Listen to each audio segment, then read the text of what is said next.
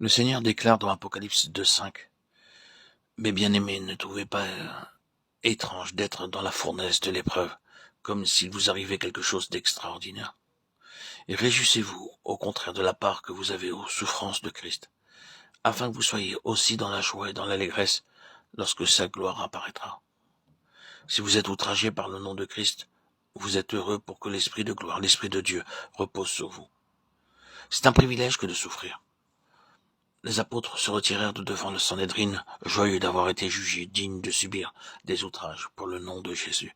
Actes 5:41. Ils étaient reconnaissants, même maltraités dans la souffrance. Ils remerciaient le Seigneur. Nous te remercions pour le privilège que tu nous as donné de souffrir à cause de ton nom.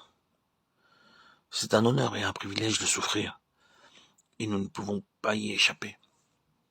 Le disciple n'est pas plus que le maître, ni le serviteur plus que son Seigneur.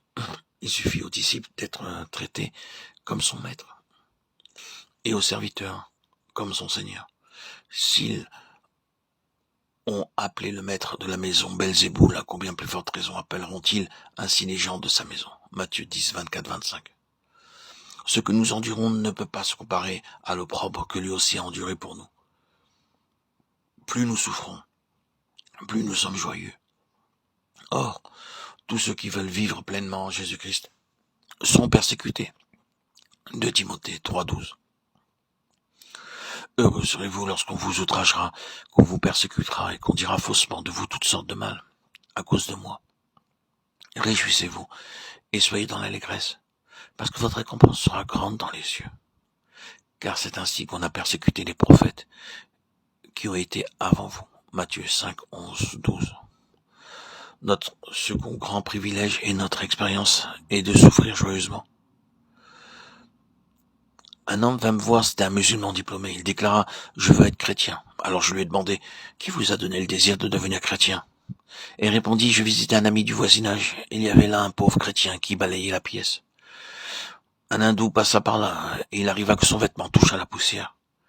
Il se mit dans une telle colère envers le chrétien qu'il commença à le frapper. Alors je dis au chrétien : « Ce n'est pas votre faute. Vous accomplissez votre tâche en balayant le sol. » L'autre homme a tort. Il devait marcher de l'autre côté s'il était en peine pour son vêtement. Pourquoi lui avez-vous permis de vous frapper ? Il répondit : « Monsieur, on cracha au visage de mon Seigneur, on l'injuria et on se moqua de lui. Cependant, il ne rendit jamais l'appareil. Je suis chrétien et je ne peux pas répondre. Je vais prier pour lui. » Le musulman vint me voir, je l'enseignai et le baptisai. Il devint aussi chrétien. Pouvons-nous dire véritablement que nous souffrons joyeusement pour son nom ? Nous serons persécutés. Le disciple n'est pas au-dessus de son maître. Mais réjouissons-nous dans notre souffrance.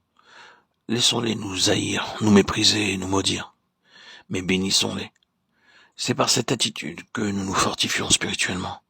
Et en même temps que nous sommes qualifiés pour notre part dans l'héritage céleste.